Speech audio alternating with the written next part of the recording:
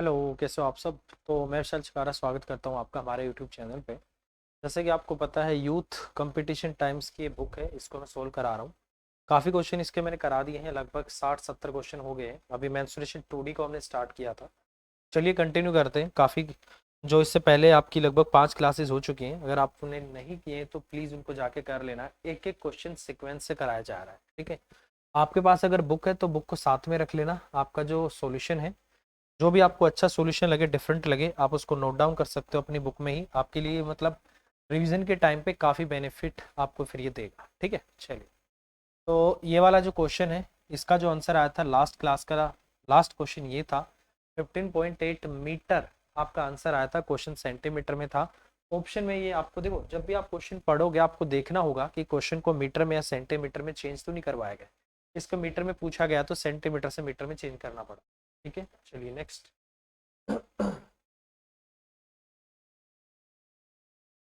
Next question है, a field is in the form of a circle, the cost of fencing around each at 12 रुपए पर metre. देखो अब ध्यान से देखना, यहाँ पर क्या बोला हुआ है, 12 रुपए पर मीटर बोला हुआ है। इसका मतलब ये जो मल्टीप्लाई होने वाला है, कहीं ना कहीं लेंथ से मल्टीप्लाई होगा, ठीक है। किससे मल्टीप्लाई होगा? लेंथ से। या फिर सर्कल है तो आपकी सरकमफ्रेंस से मल्टीप्लाई होगा। मतलब ये एरिया से नहीं होगा। अगर मीटर स्क्वेयर होता तो यहाँ से हिंट मिल जाता कि एरिया से मल्टीप्लाई करना, ठीक है। अब इसने बोला है कि ये जो आपकी लागत आई है 2640 रुपए है, तो बोला है what is the area of the field, मतलब जो सर्कल है उसका एरिया कितना है, ये आपसे पूछना चाह रहा है, ठीक है। देखो ध्यान से देखना भाई, अगर यहाँ से मेरी लागत आएगी तो वो कितनी आएगी, 2 पाई आर। 2 इंटू में आपका 22/7 इंटू में आपका आर। अगर मैं सरकमफ्रेंस को मल्टीप्लाई कर देता हूँ किससे, इस लागत से 12 से, तो ही मेरा क्या निकल कर आएगा, टोटल एक्सपेंडिचर निकल कर आएगा, जो कि 2640 के बराबर है, ठीक है। ये आपका यहाँ से 220 आ गया, ठीक है। 220 से आपका 22 पे चला गया और ये आपका 10 आ गया, ठीक है। 2 से आपका ये 5 भी आ गया। तो इसका मतलब भाई आपकी जो रेडियस आ गई 7 इंटू में 5, आपकी 35 आ गई। तो रेडियस हो गई आपकी 35। इसने बोला है मुझे उस मैदान का क्षेत्रफल बताओ। तो मैदान का क्षेत्रफल कैसे निकलेगा, पाई आर का स्क्वायर। तो एरिया क्या हो जाएगा आपका यहाँ से 22/7। आर आपकी कितनी है, 35 है। 35 इंटू में आपका कितना हो गया, 35 हो गया। 7 से आपका 5 पे चला जाएगा, ये कितना आ गया, 110 इंटू में आपका 35 आ गया। तो 11 से मल्टीप्लाई करने का मतलब होता है 5 हो गया, 5 और 3 8 हो गया, और आपका 3850 हो गया, ठीक है। तो क्वेश्चन का आंसर आ जाएगा 3850 मीटर स्क्वायर। जैसे 35 और 11 को कभी भी मल्टीप्लाई करना है तो कैसे करते हैं मल्टीप्लाई, लास्ट वालों को एज इट इज लिख लो, ठीक है। फिर इसको जोड़ो, 5 और 3 आपका 8 आ गया। फिर इसको एज इट इज लिख दो तो 385 आ गया। जीरो पहले से है उसको लगा दो, ठीक है। तो इस तरीके से कभी भी 11 से कितनी भी मल्टीप्लाई, कितनी भी बड़ी वैल्यू क्यों ना मल्टीप्लाई करनी हो, आपको इसी तरीके से इन वैल्यूज को जोड़ते हुए लिखना चलना पड़ता है, ठीक है। तो इनको जोड़ते ही हमारा आंसर आ गया 3850, आपके क्वेश्चन का आंसर, ठीक है भाई। चलिए नेक्स्ट। अगला है the area of circle with central angle of 60 degree is a. Circle का एरिया, सर्कल नहीं होगा यहाँ पर, ये एरिया ऑफ सेक्टर होगा यहाँ पर। एरिया ऑफ सेक्टर आएगा ये यहाँ पर, क्योंकि सर्कल का तो अलग ही चला जाएगा। Area of sector with a central angle of 60 degrees A. The circumference of circle is C, what is the value of A. और यहाँ पर आपको जो ध्यान देना हो, क्या देखना है कि सबको आपको सी की टर्म में लेकर आना है। सबको आपको सी की टर्म में लेकर आना है। तो अब क्वेश्चन में क्या करना है वो आपको ऑप्शन बताएगी। ऑप्शन बता रही है मुझे आर नहीं चाहिए कहीं भी, मुझे सी चाहिए। इसका मतलब आर को है रिप्लेस करना है सी से। तो ये आपको ऑप्शन आपकी मदद करेगी इसमें, ठीक है। अब देखो एरिया ऑफ सेक्टर कितना होगा, जैसे ए है, ए मेरा कितना आ जाएगा, पाई आर स्क्वायर थीटा बाय आपका 360 डिग्री। तो ये हो जाएगा आपका पाई, आर का स्क्वायर हो गया, थीटा आपका 60 है, और नीचे आपका कितना आ जाएगा, 360 आ जाएगा। ये इस पे चला गया, तो इसका मतलब पाई आर स्क्वायर की जो वैल्यू है वो अपॉन में आपकी 6 आ गई। मतलब ए की वैल्यू आ गई पाई आर स्क्वायर अपॉन में 6, ठीक है। ये आ गया आपका। फिर इसने बोला है जो इसकी सरकमफ्रेंस है ना, सी है। तो सरकमफ्रेंस क्या होगी मेरे भाई, आपकी यहाँ से वर्त की परिधि, वर्त की पूरे सर्कल की सरकमफ्रेंस बोलिए तो वो कितनी होती है, 2 पाई आर। ये आपका 2 पाई आर आ गया। अब देखो ये मेरे पास यहाँ आर है, यहाँ भी आर है, और पूरा जो क्वेश्चन है वो किसमें, सी में है। तो इसका मतलब कहीं ना कहीं आर की वैल्यू को सी से रिप्लेस करना है, ये आपको समझना पड़ेगा। तो रेडियस आपकी यहाँ से कितनी आ जाएगी 2 पाई, सॉरी सी अपॉन में आपकी 2 पाई आ जाएगी। ठीक है, ये सी के नीचे आ जाएगी तो सी अपॉन में कितनी आ जाएगी आपकी 2 पाई आ गई, ये रेडियस आ गई। वहां पर पुट कर देता हूँ भाई, तो एरिया सी की टर्म में जो होगा वो पाई इंटू में आपका सी का स्क्वायर, ये सी का स्क्वायर आ गया आपका 4 पाई और उसका क्या है आपका 6। ठीक है भाई, ये हो जाएगा आई, सॉरी पाई का स्क्वायर भी होगा वैसे आपका ये। ठीक है, सॉरी नहीं 4 पाई r²/6 है ना, हाँ ठीक है। तो मैंने r का क्या पुट कर दिया यहाँ से, r के स्क्वायर। ठीक है ठीक है, ये आपका इतना आ गया। ठीक है, r की वैल्यू आपकी c अपॉन में 2 पाई आ गई, तो ये बन जाएगा मेरे भाई यहाँ से पाई का स्क्वायर आ जाएगा। ठीक है, 4 पाई का स्क्वायर, तो पाई से एक पाई कट जाएगा आपका। ठीक है, तो a की जो वैल्यू आएगी वो आपका c का स्क्वायर और अपॉन में आपका 24 पाई आ जाएगी। ठीक है, क्या आएगी, a आ गया आपका c का स्क्वायर अपॉन में आपका 24 पाई, तो इसका मतलब b आपके क्वेश्चन का आंसर। ठीक है, क्या होगा, b आपके क्वेश्चन का आंसर होगा। तो ये चीज आपको समझनी पड़ेगी भाई, करना क्या है वो थोड़ा सा आपको ऑप्शन के हिसाब से चलना पड़ेगा, आप अपनी मर्जी से कुछ नहीं कर सकते। ठीक है, क्योंकि r की वैल्यू को ही रिप्लेस करना है c से, तो r को मैंने ये रखा, तो स्क्वायर करने से ऊपर c का स्क्वायर आ गया, नीचे 4 पाई का स्क्वायर आ गया और 6 पहले से था, ये हमने कर दिया। ऊपर वाले पाई से एक पाई कट गया, 24 पाई आपका नीचे आ गया, c का स्क्वायर ऊपर आ गया। ठीक है, चलिए नेक्स्ट। बोला गया है regular hexagon is form inside a circle, एक सर्कल के अंदर आपने एक रेगुलर हेक्सागन बना रखा है, तो आपसे पूछा गया है सर्कल के एरिया का अनुपात उस भाग से बताइए जो उस रेगुलर हेक्सागन के द्वारा कवर नहीं किया गया है। जो कवर नहीं किया गया है उसका एरिया बताना है उस सर्कल के एरिया से जिसके अंदर आपने रेगुलर हेक्सागन को बना रखा है। ठीक है, कोई दिक्कत नहीं, इसको समझना एक बार। यहाँ देखो भाई, अगर कभी भी मान लो एक रेगुलर हेक्सागन है, ये आपका रेगुलर हेक्सागन है, अगर इसके अंदर कभी भी सर्कल बनता है ना, तो याद रखना इसके अंदर बेसिकली 6 इक्विलेटरल ट्रायंगल बनते हैं। आपको पता होगा एक रेगुलर हेक्सागन 6 इक्विलेटरल ट्रायंगल से मिलकर बना होता है। तो इस अंदर वाले सर्कल की जो रेडियस होती है वो इस अंदर वाले इक्विलेटरल ट्रायंगल की क्या होती है, हाइट होती है। क्या होती है, उसकी हाइट होती है √3/2 आपका। ये पॉइंट आपको समझना है क्या, कि एक रेगुलर हेक्सागन के अंदर अगर सर्कल बना हुआ है, उस सर्कल की रेडियस, इसके अंदर रेगुलर हेक्सागन के अंदर 6 इक्विलेटरल ट्रायंगल होते हैं, उस इक्विलेटरल ट्रायंगल की जो हाइट होती है वो अंदर बनने वाले सर्कल की रेडियस होती है। ये सबसे पहले आपको पता होना चाहिए। दूसरी बात, अगर मैं बात करूं इसको, इसी में यहां पर अलग से मैं बता देता हूं, अगर मान लो आपके पास कोई रेगुलर हेक्सागन है, ठीक है, समझ आ रहा होगा भाई, अगर इसके बाहर से कोई सर्कल आपका पास कर गया, इसके बाहर से अगर कोई सर्कल आपका पास कर गया, तो आप ध्यान से देखना 6 इक्विलेटरल ट्रायंगल बने होते हैं, तो याद रखना उस इक्विलेटरल ट्रायंगल की जो साइड होगी वो बेसिकली यहाँ पर इस वाले सर्कल की क्या बनती है, रेडियस बनती है। क्या बनती है, रेडियस बनती है। आप ध्यान से देख लो इसको एक बार। ठीक है, ये देखो, ये पूरा क्या होगा, इस बाहर वाले सर्कल का डायमीटर होगा, और रेगुलर हेक्सागन की साइड आपकी ए है, तो ये डायमीटर आपका 2a है। तो ये आपका डिफरेंस होता है कि इसकी रेडियस इसके इक्विलेटर, जिसके अंदर इक्विलेटरल ट्रायंगल बनता है उसकी हाइट होती है, अगर बाहर कोई सर्कल है उसकी जो रेडियस होती है वो उस इक्विलेटरल ट्रायंगल की साइड होती है। ये आपको बेसिक याद रखना।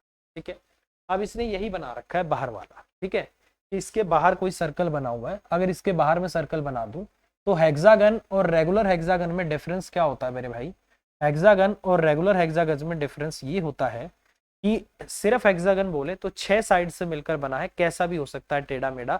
रेगुलर जैसे ही बोल दिया सारी साइड बराबर होंगी, सारे इंटरनल एंगल जो होंगे, इंटीरियर एंगल सब आपस में बराबर होंगे। ठीक है, अब देखो इसके बाहर से इसने क्या कर रखा है, एक सर्कल पास कर रखा है, और ये सर्कल जो जाएगा इन सभी वर्टेक्स से पास करके जाएगा, ये चीज आपको याद रखें। ठीक है, अब ये पता है क्या है, ग्रीन है ना, इसके अंदर ये बना हुआ ना, तो इसके अंदर 6 इक्विलेटरल ट्रायंगल ऐसे बने हुए, 6 इक्विलेटरल ट्रायंगल आपके बने हुए, इस पे मिला दो। ये जो आपसे पूछ रहा है ना, ये पूछ रहा है कि जो एरिया इस हेक्सागन के अंदर नहीं आया है, तो वो कौन सा एरिया हो सकता है, ये ब्लैक वाला एरिया आपका। कौन सा एरिया है, ये ब्लैक वाला एरिया। इस एरिया का इस सर्कल के एरिया के साथ आपसे रेशियो पूछ रहा है, ब्लैक वाले एरिया का। तो ब्लैक वाला एरिया कैसे निकाला जा सकता है? अगर मैं सर्कल के एरिया में से रेगुलर हेक्सागन का एरिया माइनस कर देता हूं तो मेरा ब्लैक वाला एरिया आ जाएगा। तो बस सर्कल का एरिया और ब्लैक एरिया इसका रेशो आपसे पूछा है, तो कर देते हैं भाई क्वेश्चन। क्वेश्चन बहुत इजी है, बस आपको एक बार समझना है कैसे हो गया। अगर मैं मान लेता हूं कि इसकी सारी साइड आपकी क्या होंगी, ए होंगी, क्योंकि बेसिकली आपका क्या है, ये आपका रेगुलर हेक्सागन है तो इसकी सारी साइड बराबर होती हैं और ये ए है आपका, ठीक है। तो अगर मैं सर्कल का एरिया की बात करूं, अभी मैंने बोला था कि इस बाहर वाले सर्कल की जो रेडियस होगी वो इस अंदर वाले रेगुलर हेक्सागन का जो इक्विलेटरल ट्रायंगल है या रेगुलर हेक्सागन की जो साइड है वही उसकी रेडियस होगी। तो इसका एरिया आ जाएगा आपका पाई ए का स्क्वायर, पाई आर का स्क्वायर मतलब पाई ए का स्क्वायर। और अगर मुझे ये ब्लैक वाला एरिया निकालना है भाई, तो ब्लैक वाला एरिया मेरा कैसे निकलेगा?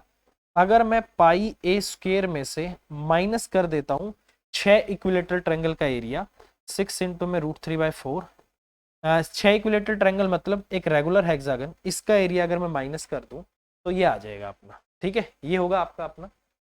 तो अगर मैं यहाँ से बात करता हूँ तो आपका ए हो गया, आपका ए हो गया, ठीक है, कोई इश्यू नहीं है। यहाँ से आपका 2 दूनी 4 हो जाएगा, 2 3 आपका 6 हो गया, ठीक है। ए का स्क्वायर सब में से कॉमन ले लेता हूँ तो ए का स्क्वायर तो आपका कॉमन आ जाएगा, 2 एलसीएम आएगा, यहाँ पर आपका 2 पाई आ जाएगा, माइनस में आपका 3√3 आ गया, ठीक है भाई, ये आ गया। तो इसका एरिया आपका ये आ जाएगा। आपको दोनों का रेशो बताना है, आपको क्या करना है मेरे भाई, दोनों का आपको रेशो बताना है। अगर मैं रेशो बताने पे आ गया तो ए रेशो कितना हो जाएगा, यहाँ से ये है आपका ए का स्क्वायर, पहले किसका पूछा है, सर्कल का ना, तो बस यहाँ रेशो यहीं ले लेते हैं। तो ये हो जाएगा आपका यहाँ से पाई ए का स्क्वायर और ये हो जाएगा ए का स्क्वायर 2 पाई माइनस आपका 3√3। तो ए के स्क्वायर से आपका ये ए का स्क्वायर कट जाएगा, ठीक है। और इनका अभी नीचे 2 था, इनके नीचे अभी आपका 2 भी था, ये वाला एलसीएम वाला। तो आंसर आ जाएगा आपका यहाँ से 2 पाई, ठीक है, रेशो में आपका अंदर है आपका 2 पाई और माइनस आपका 3√3। तो ये आपके क्वेश्चन का आंसर आना चाहिए। 2 पाई रेशो क्या दिया हुआ इन्होंने, 2 पाई, और इन्होंने आंसर दिया है इसका ए, आंसर दिया हुआ है 2 पाई रेशो 2 पाई माइनस आपका 3√3। तो यही आपके क्वेश्चन का आंसर आ जाएगा जो हमने निकाला है भाई, ठीक है। बेसिकली रेशो का मतलब ही क्या होता है, यहाँ पर डिवाइड होता है, जैसे a बटा b में लिखूं ना तो a बटा b का मतलब आपका a रेशो b ही होता है। तो ये आपसे पूछा हुआ है भाई, तो क्वेश्चन का आंसर आपका कितना आ जाएगा, a आ जाएगा। मेरे हिसाब से आपको समझ आ गया होगा, इस तरीके से करना, ठीक है। चलिए नेक्स्ट क्वेश्चन। ये बहुत सिंपल क्वेश्चन है और मोस्ट रिपीटेड क्वेश्चन, ठीक है।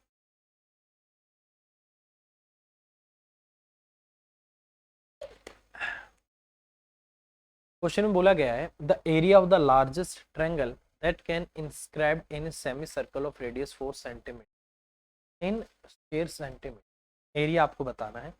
देखो यार ये बहुत सिंपल क्वेश्चन है, बस इस क्वेश्चन को आप हमेशा याद रखना कि होता क्या है। मान लो आपके पास एक सेमी सर्कल है, अगर आपके पास एक सेमी सर्कल है तो सेमी सर्कल के अंदर जो सबसे बड़ा ट्रायंगल बनता है वो कौन सा होता है, आपका राइट एंगल ट्रायंगल होता है, ठीक है। आपको पता है एक राइट एंगल ट्रायंगल बनता है और किसी भी सर्कल के डायमीटर पे जो एंगल बनता है वो हमेशा राइट एंगल होता है, उसी की वजह से आपका ट्रायंगल राइट एंगल ट्रायंगल बनता है। और याद रखना इस राइट एंगल ट्रायंगल की जो हाइट होती है ना वो इस पे क्या होती है, हमेशा परपेंडिकुलर होती है, ये आप याद रखना, ठीक है। ये आपका ए है, मान लो ये आपका बी है और ये आपका क्या है, सी है। इसकी रेडियस 4 है तो ये आपकी 4 होगी, ये आपकी 4 होगी, ये इसका सेंटर है, ये भी आपकी क्या होगी, 4 होगी, ठीक है। हमेशा ये इसके सेंटर से पास करेगा और ये भी डायमीटर है और ये भी डायमीटर है, और जो डायमीटर होते हैं वो आपस में एक दूसरे को 90 डिग्री पे क्या करते हैं, बाइसेक्ट करते हैं। ये चीज आप हमेशा याद रखना और ये हमेशा इसी तरीके से जाएगा। अगर मैं इस तरीके से पूरा सर्कल कंप्लीट करता हूँ ना तो ये भी आपका क्या है, इसका डायमीटर, और डायमीटर एक दूसरे को 90 डिग्री पे काटते हैं, ठीक है। अब मेरे पास ABC एक राइट एंगल ट्रायंगल बन गया जिसमें मुझे उसका बेस पता है, मुझे परपेंडिकुलर हाइट पता है, तो इसका एरिया क्या होगा, 1 आपका 2, बेस कितना हो गया, 8 हो गया, और इसकी हाइट आपकी 4 हो गई, 2 चौक 8 और ये आपका 4 का स्क्वायर 16 सेंटीमीटर स्क्वायर आपके क्वेश्चन का आंसर आ जाएगा, ठीक है। और अगर आपको डायरेक्ट ये याद रखना है कि डायरेक्ट इसका आंसर कितना आता है, तो डायरेक्ट इसका आंसर होता है आर का स्क्वायर। तो बेसिकली जो सेमी सर्कल होता है, उस सेमी सर्कल की जो रेडियस होती है, आप उसको स्क्वायर कर दो, आपका एरिया आ जाएगा। ठीक है, क्यों? देखो जब मैं इसको लिखूंगा तो कैसे लिखूंगा, 1/2, मान लो ये आपकी आर है, तो ये भी आपकी आर होगी, ये भी आपकी आर डायमीटर है, तो ये आपका 1/2 आपका 2r और इंटू में क्या हो जाएगा, आर हो जाएगा। इस 2 से 2 कट जाएगा। तो कभी भी अगर आपको ये बोल दिया जाता है कि एक सेमी सर्कल के अंदर बनने वाले बड़े से बड़े ट्रायंगल का एरिया क्या होगा, तो वो उसकी रेडियस का स्क्वायर कर दो, आपका आंसर आ जाएगा। और हमेशा एक राइट एंगल ट्रायंगल बनता है, क्योंकि आपको पता होगा कि अगर मैं इस आर्क की बात करता हूं, इस आर्क ने क्या कर रखा है, सेंटर पे कितने डिग्री का एंगल बना रखा है, 180 डिग्री का एंगल बना रखा होता है। ठीक है, और ये जो आर्क है जितना सेंटर पे एंगल बनाती है, सरकमफ्रेंस पे हमेशा उसका आधा एंगल बनाती है। तो सरकमफ्रेंस पे कितने डिग्री का बनेगा, आपका 90 डिग्री का। तो यही वजह होती है कि कभी भी ज्योमेट्री के अंदर एक सर्कल मतलब एक सर्कल में उसके डायमीटर पे जो एंगल बनता है या ट्रायंगल बनता है, वो हमेशा राइट एंगल ट्रायंगल बनता है। यही कंसेप्ट होता है कि जो यहाँ पर आर्क होती है, उस सेंटर पे सरकमफ्रेंस का डबल बनाती है, या फिर सरकमफ्रेंस पे सेंटर का आधा बनाती है। इसने यहाँ देखो बिल्कुल स्ट्रेट लाइन है, 180 बना रखा है, तो वहां 90 चला जाता है। ठीक है, चलिए, आई होप आपको समझ आया होगा भाई, बहुत सिंपल क्वेश्चन है। अगला क्वेश्चन ये रहा, बोला गया है radii of two circle are 20 centimetre and 13 centimetre respectively. Radius मैंने आपको बोला था, रेडियस जो वर्ड है वो सिंगुलर है, रेडियस का जो प्लूरल है वो रेडियाई है। ठीक है, find the radius of the circle which has a circumference equal to the sum of the circumference of two circle. आपको बोला गया है उस सर्कल की रेडियस बताओ जिसकी सर्कमफ्रेंस इस दोनों सर्कल की सर्कमफ्रेंस के सम के बराबर। देखो भाई, सरकमफ्रेंस कैसे निकलती है, 2 पाई आर। 2 पाई आर 2 पाई दोनों में कॉमन आएगा, तो 2 इंटू में आपका 22 अपॉन आपका 7 आ गया 2 पाई आर। इसकी भी आर, दोनों की आर जुड़ जाएगी, तो ये आपका कितना हो जाएगा, 33 हो जाएगा। और ये भी आपका कितना हो जाएगा, एक तरीके से 2 पाई कैपिटल आर हो जाएगा। ठीक है भाई, यही होगा। 2 पाई से इनका 2 पाई कट जाएगा, तो बेसिकली जो रेडियस आ जाएगी यहाँ से आपका 33 आ जाएगी। तो इन दोनों को जोड़ने से, ठीक है, इन दोनों को जोड़ने से यहाँ से जो सर्कल बनेगा उसकी उसकी जो रेडियस आएगी वो इन दोनों की रेडियस का हमेशा सम आएगी। ये चीज हमेशा याद रखना। ठीक है, तो क्वेश्चन का आंसर आपका कितना आ जाएगा, 33 आएगा। तो कभी भी ऐसा क्वेश्चन आ जाए कि दो सर्कल हैं, उन दोनों की सर्कल की जो सरकमफ्रेंस है उनका जो सम है एक तीसरे सर्कल की सरकमफ्रेंस के बराबर है, तो उस तीसरे सर्कल की जो रेडियस होगी वो इन दोनों सर्कल की रेडियस के हमेशा सम के बराबर होगी। तो डायरेक्ट आपको R1 प्लस R2 करना है, 20 प्लस में 13 33। तो ये आपके क्वेश्चन का आंसर आ। ठीक है भाई, समझ आ रहा होगा, सिंपल है। चलिए नेक्स्ट। नेक्स्ट है the area of the quadrant of a circle whose circumference is 22 सेंटीमीटर विल बी। देखो भाई, बहुत सिंपल है। मैंने आपको बोला था कि ये आपका क्या है, सर्कल है। सर्कल सेंटर पे पूरा 360 डिग्री का एंगल बनाती है। उसका 1/4 आपको लेना है क्वाड्रेंट। क्वाड का मतलब ही क्या होता है, एक इंग्लिश का रूट वर्ड होता है क्वेड, इसका मतलब होता है फोर्थ, 1/4। ठीक है, तो यहाँ से आपका कितना हो जाएगा, 90 हो जाएगा भाई। तो पूरा 360 आपका 4 पार्ट में बट गया। आपने बोला है कि इसका एरिया बताओ जिसकी परिधि 2 पाई आर है। एक सेक्टर का एरिया आपसे पूछना चाह रहा है। हमेशा याद रखना, त्रिज्याखंड, त्रिज्याखंड का मतलब होता है यहाँ पर कि जो सर्कल की त्रिज्याओं से मिलकर बना है उस खंड का आपको क्षेत्रफल बताना। अब यहाँ से इस क्वेश्चन की मैं बात करता हूँ, इसने बोला इसकी सरकमफ्रेंस मतलब जो 2 पाई आर है, 2 पाई आर वो आपको कितना दे रखा है, 22 दिया हुआ है। तो 22 से आपका 22 कट गया, इसका मतलब रेडियस आपकी कितनी आ गई, 7/2। तो इसकी जो रेडियस आ गई 7/2 आ गई। अब ये कह रहा है मुझे इसका एरिया बताओ। एरिया क्या होगा, पाई r² और θ/360, तो 22 आपका 7 हो गया पाई r²। ये आपका इतना आ गया। थीटा आपका कितना होगा, 90 डिग्री। 90 में आपका कितना आ गया, 360 आ गया। 9 से आपका 4 पे चला गया, ये आपका 7 से चला गया। ठीक है, ये 2 से आपका 11 पे चला गया। ऊपर कितना आ गया आपका 77 और नीचे आपका कितना आ गया, 8 आ गया। ठीक है भाई,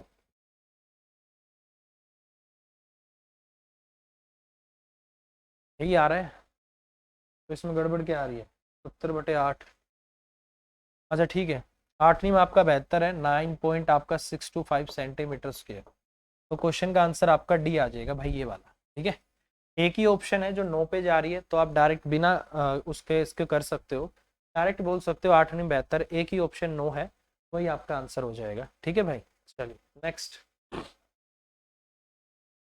बोला है किसी कार के पहिए का जो व्यास है, डायमीटर है 221 सेंटीमीटर है, कार की स्पीड 120 किलोमीटर पर आवर रखने के लिए पहिए को प्रति मिनट कितने चक्कर लगाने होंगे, ये आपसे पूछा।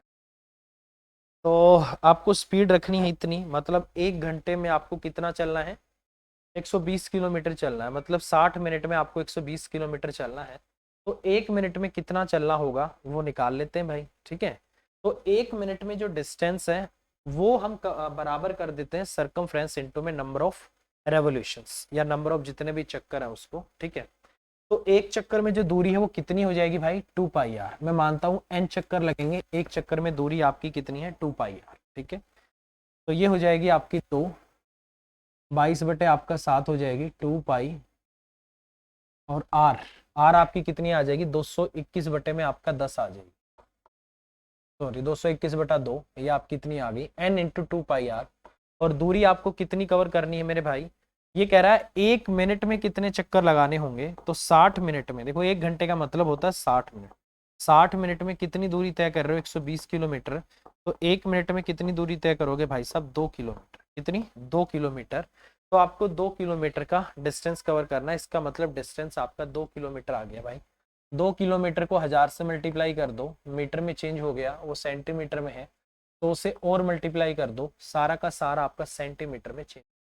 ठीक है, तो ये कह रहा है कि रखने के लिए पहिए को प्रति मिनट कितने चक्कर लगाने हो। ठीक है, 2 से आप इस 2 को काट दो भाई। ठीक है, और इस 0 से इस 0 को भी काट दो, 7 से इसको 3 पे काट दो। ठीक है, 2 से इसको 11 पे काट दो। ठीक है, तो n की वैल्यू यहाँ से आ जाएगी आपकी 10,000, और बटे में आपकी कितनी आ रही है, 33 आ रही है, 33 थी आपका 99 हो गया। ठीक है, एक आ गया, नहीं जाएगा, 0, 33 थी आपका 99 हो जाएगा, और ये इसी तरीके से आपका चलता रहेगा। तो इसका मतलब क्वेश्चन का आंसर आ जाएगा आपका 303 पॉइंट आपका 03, ये आपके क्वेश्चन का आंसर होगा। और क्वेश्चन का आंसर इन्होंने दिया हुआ है सी, तो सी आपके क्वेश्चन का आंसर आ जाएगा। तो इस तरीके से करना है। चक्कर वैसे तो मतलब कंप्लीट ही होंगे आपके, ठीक है, इन्होंने बट ये आंसर दे रखा है तो हमें इसी हिसाब से चलना पड़ेगा। वैसे जो चक्कर होते हैं कंप्लीट होते हैं, यहाँ कंप्लीट हो नहीं रहे आप। ठीक है,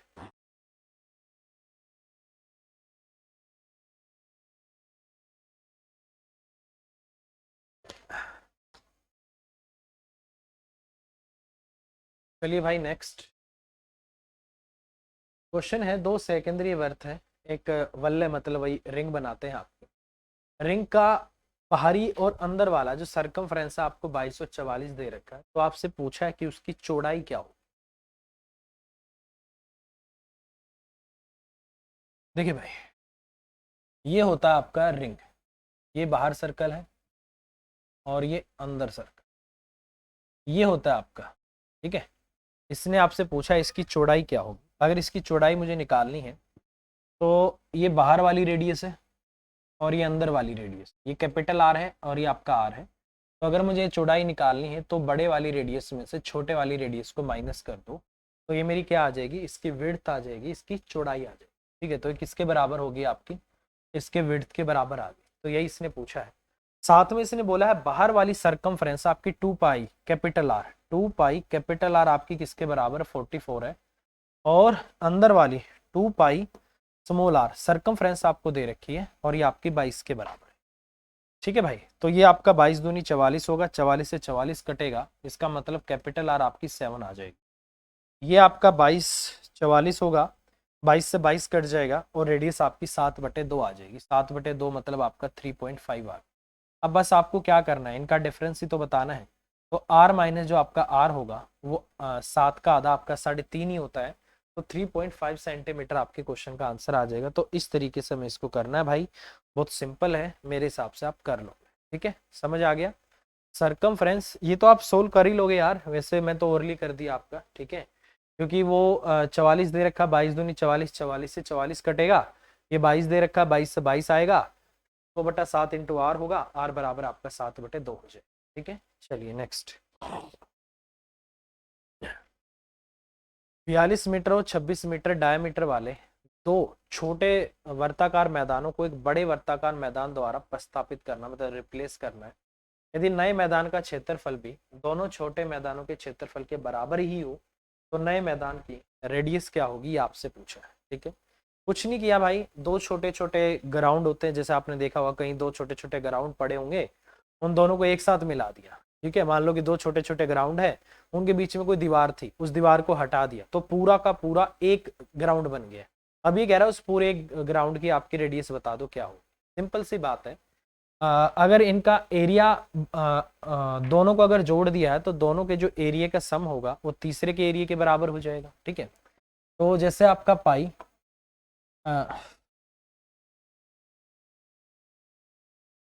जैसे ये बन जाएगा भाई आपका पाई आर का स्क्वायर, ठीक है, प्लस में आपका R1 का स्क्वायर, ये आपका पाई R2 का स्क्वायर हो जाएगा, तो ये बराबर हो जाएगा आपका पाई R3 के स्क्वायर के बराबर हो जाएगा। अब देखो पाई सब में कॉमन आ रहा है तो पाई तो वैसे ही कट जाएगा, इसका मतलब इसका जो रेडियस का स्क्वायर होगा वो बाकी दो रेडियस के स्क्वायर के सम के बराबर हो जाएगा। तो इसका मतलब जो रेडियस 3 है वो किसके बराबर आ जाएगी भाई, उन दोनों के स्क्वायर को जोड़ दो। इसकी जो रेडियस आएगी 21 आ जाएगी, डायमीटर आपका इतना है, 21 आ गई, और इसकी कितनी आ गई 13 आ गई। ठीक है, तो ये आपका 441 आ गया, और ये आपका कितना 169 आ गया, इतना आ गया आपका, और ये आपका इतना आ गया, और ये आपका कितना आ गया 610। इसका मतलब यहाँ से जो आपकी R3 जो रेडियस आ गई वो अंडर रूट में कितनी आ गई आपकी 610 आ गई। अब एक चीज आपको यहाँ पर देखनी पड़ेगी कि आंसर क्या देना है आप। ठीक है, अब आपको पता है कि जो 24 का स्क्वायर होता है 576 होता है, 25 का स्क्वायर आपका 625 होता है, तो ये जो वैल्यू है 24 के स्क्वायर और 25 के स्क्वायर के बीच में है, तो कौन सी ऑप्शन हो सकती है, 25.1 आंसर नहीं हो सकता, 25 आंसर नहीं हो सकता, 23 आपका आंसर नहीं हो सकता। इसका मतलब जो इस क्वेश्चन का आंसर होगा 24 पॉइंट आपका 69, तो क्वेश्चन का आंसर जो रेडियस 3 होगी वो आपका आंसर हो जाएगा 24 पॉइंट आपका 69। तो इस तरीके से हमें अप्रोक्सीमेशन से क्वेश्चन पे जाना पड़ेगा, तो ये आपके क्वेश्चन का आंसर हो जाएगा, और यही इन्होंने क्वेश्चन का आंसर दिया हुआ है। ठीक है भाई, चीजें समझ आ रही होंगी ना भाई। देखो बहुत सिंपल क्वेश्चन है, और ये एक तरीके से मैं आपकी प्रैक्टिस करा रहा हूँ कि कैसे कैसे आपको करना होता है, और आप करते जाइए। और सारे के सारे आपके लेटेस्ट क्वेश्चन है, और सारे के सारे मैं आपको जितने अच्छे तरीके से छोटे तरीके से हो सकता है वो मैं आपको करा रहा हूँ। ठीक है, चलिए नेक्स्ट। नेक्स्ट है a wire in the form of a circle encloses an area of 3118.5 centimeter square. It is now bent to form a rectangle whose length and breadth are nearly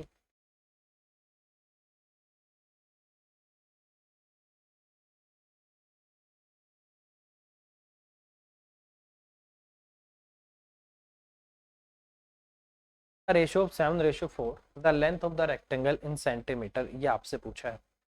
देखिए भाई सबसे पहले तो आपको वैल्यू दे रखी है area की, मतलब पाई आर स्क्वायर आपको दे रखा है 22/7, और ये आपका क्या है आर का स्क्वायर, और ये बराबर किसके है, और बटे आपका 10, इसके बराबर आपको दिया हो भाई। अगर इसको मैं यहाँ से चेक करूँ, 3 और 1 आपका 4, 5 4 9, और 9 में से 9 जाएगी आपकी 0, तो ये बेसिकली आपका क्या है 11 से डिविजिबल है। अगर ये 11 से डिविजिबल है तो काट देते हैं भाई, आपका 2 पे चला जाएगा, ये आपका 22 पे चला गया, 88 इस आ गया, और तो नहीं कट रहा होगा, काट।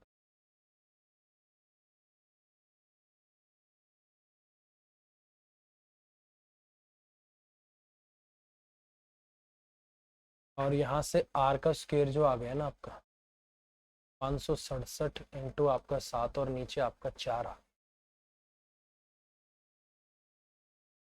तो आर किसके बराबर आ जाएगा, यहाँ से अगर अंडर रूट की बात करता हूँ तो नीचे तो आपका 2 आ गया, 35 56, 81 इंटू 7 इंटू आपका 7, तो इसका 7 बाहर आएगा और इसका 9 बाहर आएगा, मतलब 63 बटे आपका 2। तो इसका मतलब रेडियस कितनी आ गई भाई आपकी 63 बटे में 2 बाहर आ गई, 9 है और आपका इतना है, तो ये तो आपकी इसकी रेडियस आ गई 63/2। ठीक है, और इसने बोला है तो इस तार को एक ऐसा आयत बनाने के लिए मोड़ा जाता है जिसकी लंबाई और चौड़ाई 7 और 4 के अनुपात में है, तो आयत की लंबाई क्या होगी। देखो यार, कभी भी एक वायर है, जैसे मैंने आपको बोला था एक वायर है इस तरीके से, पहले वो गोल था, उसी को आपने फोल्ड करके एक रेक्टेंगल बना दिया। इसका मतलब जो लंबाई होगी, जो सरकमफ्रेंस होगा, बराबर रहेगा। तो इसका मतलब मैं बोल सकता हूँ कि जो 2πr है वो बेसिकली आपका 2 इंटू में L+b के बराबर हो। ठीक है, तो कर देते हैं भाई, इसकी सरकमफ्रेंस उसकी सरकमफ्रेंस के मतलब पेरीमीटर के बराबर कर देते हैं। तो 2 22/7 और रेडियस कितनी है आपकी 63 बटे में आपकी 2 आ गई, और ये हो जाएगी आपकी 2 इंटू में L+b, मतलब आपका 11x हो जाएगा। ठीक है, और इस 2 से मैं इस 2 को काट देता हूँ, 11 से मैं इस 2 को काट देता हूँ, 2 से आपका ये 2 कट जाएगा, 7 से आपका 9 पे चला जाएगा, तो x की वैल्यू कितनी आ गई आपकी 9 आ गई। अब ये बोला मुझे इसकी लेंथ बताओ, तो इसकी लेंथ आपकी कितनी है 7x है, तो ये आपका कितना हो जाएगा 63 हो जाएगा। चौड़ाई आपकी 4x है, तो ये आपकी कितनी 36 हो जाएगी। तो क्वेश्चन का आंसर आपका 63 आना चाहिए भाई। ठीक है, तो क्वेश्चन का आंसर कितना आ जाएगा आपका 63। तो ये बहुत सिंपल था, इस तरीके से आपको करना है। और कभी भी ऐसे वैल्यूज आती है, मैंने आपको बोला था स्क्वायर के केस में 2-2 के जोड़े बनाने होते हैं, तो मैं इनको ऐसे तोड़ता हूँ कि उनका अंडर रूट करने से एक वैल्यू बाहर आ जाए। ठीक है, तो इस तरीके से करते हैं। तो फिलहाल क्वेश्चन का आंसर आपका 63 होगा। लेंथ आपसे पूछी है, चौड़ाई पूछ लेगा तो आपको 36 आ जाएगी। ठीक है, चलिए एक लास्ट क्वेश्चन कर लेते हैं। बोला गया है कि द लेंथ, एमटीएस का क्वेश्चन है, the length of the diagonal of a rectangle is 26 centimetre, one side is 10 centimetre, the area of the rectangle is. बहुत सिंपल सी बात है। देखो यार, ये बहुत सिंपल से क्वेश्चन है और इनको आप बहुत आसानी से कर सकते हो। इसने बोला कि आपके पास एक क्या है, रेक्टेंगल है। अब आपको पता है रेक्टेंगल का जो ईच एंगल होता है वो 90 डिग्री होता है। ईच एंगल क्या होता है आपका 90 डिग्री होता है, और ये इसका क्या है, डायगोनल है। ठीक है मेरे भाई, एक चीज हमेशा याद रखना, रेक्टेंगल की 2 अपोजिट साइड्स आपस में बराबर होती हैं और पैरेलल होती हैं, और जो डायगोनल होते हैं वो दोनों आपस में बराबर होते हैं, बट डायगोनल एक दूसरे को 90 डिग्री पे बाइसेक्ट नहीं करते हैं। सिर्फ बाइसेक्ट करते हैं, 90 डिग्री पे नहीं करते हैं। 90 डिग्री पे जो डायगोनल बाइसेक्ट करते हैं वो एक स्क्वायर होता है और एक आपका रोम्बस होता है। ठीक है, अब देखो इसने बोला है ये आपका 26 है और कोई भी लंबाई 10 ले लो। अब आपको पता है पाइथागोरस लगा दो या फिर ट्रिपलेट 5 12 13, 5 12 13, इसको 2 से मल्टीप्लाई करो 26 आ जाएगा, इसको 2 से मल्टीप्लाई करो 10 आ गया, तो इसका मतलब इसको भी 2 से मल्टीप्लाई करो 24 आ जाएगा। इसका मतलब बाकी आपकी कितनी आ जाएगी, 24 आ जाएगी। या तो आप पाइथागोरस लगा दो 26 का स्क्वायर माइनस 10 का स्क्वायर, या फिर ट्रिपलेट है इसको डबल किया गया है।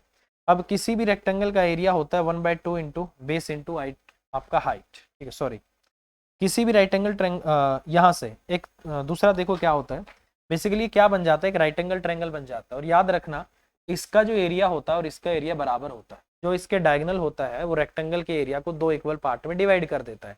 अगर मैं एक राइट एंगल का एरिया निकालूं तो 1/2 और इंटू आपका 10 और इंटू आपका 24 आएगा, और ऐसे ऐसे कितने हैं 2 हैं, तो 2 से भी मल्टीप्लाई कर दूं तो ये कट जाता है और 240 हमारा आंसर आ जाता है। तो इसलिए कभी भी एक रेक्टेंगल का जो एरिया होता है वो लंबाई इंटू में क्या होता है, चौड़ाई होता है। बेसिकली हमने क्या कर रखा है, एक राइट एंगल ट्रायंगल का एरिया 2 इंटू में आपका यहाँ से 1/2 इंटू में आपको L इंटू बी किया हुआ है, ये एक का आ गया, और इसी को जैसे ही 2 से मल्टीप्लाई करते हैं कट के L इंटू बी आ जाता है। तो इसलिए रेक्टेंगल का एरिया आपका L इंटू में बी होता है मेरे भाई। ठीक है, तो क्वेश्चन 60 क्वेश्चन हो गए आपके, आप इनको करिए। अगला जो क्वेश्चन आपका आएगा वो ये वाला है, आप भी इसको ट्राई करना, एमटीएस का ही क्वेश्चन है। तो अगली क्लास में इसको हम यहाँ से कंटिन्यू करेंगे। अगर आपको वीडियो अच्छी लगती है तो कमेंट करके जरूर बताएं भाई, अगर कहीं आपको कोई कमी लगती है तो वो भी कमेंट करके बताएं। ठीक है, जो डाउट आए वीडियो के नीचे पूछो, मैं आपको बताने को तैयार हूँ। ठीक है, प्लीज़ वीडियो को लाइक और शेयर कर देना। Bye bye, take care, thank you very much, take care.